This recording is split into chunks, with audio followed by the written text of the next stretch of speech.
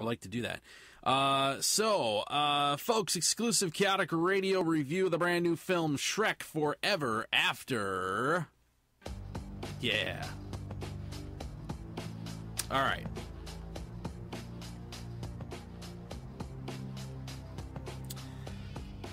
Mike Myers, Eddie Murphy, Cameron Diaz, Antonio Banderas have reunited one last time for Dreamworks Shrek Forever After.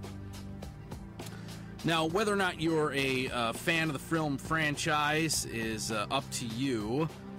This reviewer happens to be. With the exception of Shrek the Third, it's a little underwhelmed by that film. A lack of story, effectively played out characters, nothing really new or original to see in that film other than finding every last excuse to get every last fairy tale character written in. Not so with Shrek the Fourth, a surprisingly entertaining, laugh out loud funny film. Now the characters are reprised. The basic story goes something like this. Shrek becomes despondent, tired of the day-to-day grind of being a husband and father, a domesticated ogre who's no longer feared and ogre-ish, lands himself in a stupid contract with Rumpelstiltskin where he erases the day he was ever born. What does this do to the rest of the world? Well, all the characters around him are changed irrevocably. Shrek finds himself in an alternate reality where nobody knows who he is. He must fight to win Fiona's love back and figure out what the fuck is wrong with everybody else.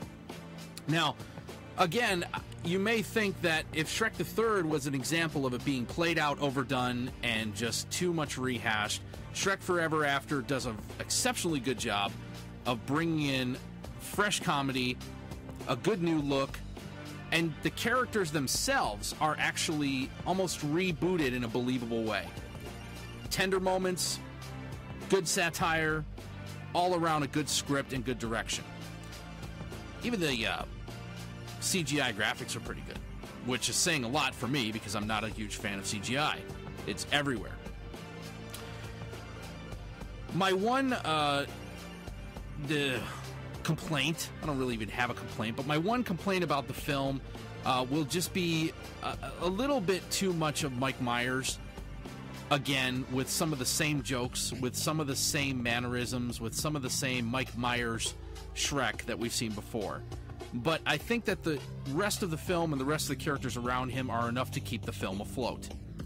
This is the end. This is the last Shrek film, as we've been told by the cast and producers, as evident in the final credits when you see a running montage of key moments from all three previous films. Really does give you a good sense of closure. And walked away from the film feeling pretty satisfied overall. Like I said, love it or hate it, Shrek is what it is. It was innovative for its time. The story itself is solid. The characters ring true. Check it out for yourself. Shrek Forever After is in theaters now. Chaotic Radio's rating, probably about a 8 out of 10. Mostly chaotic.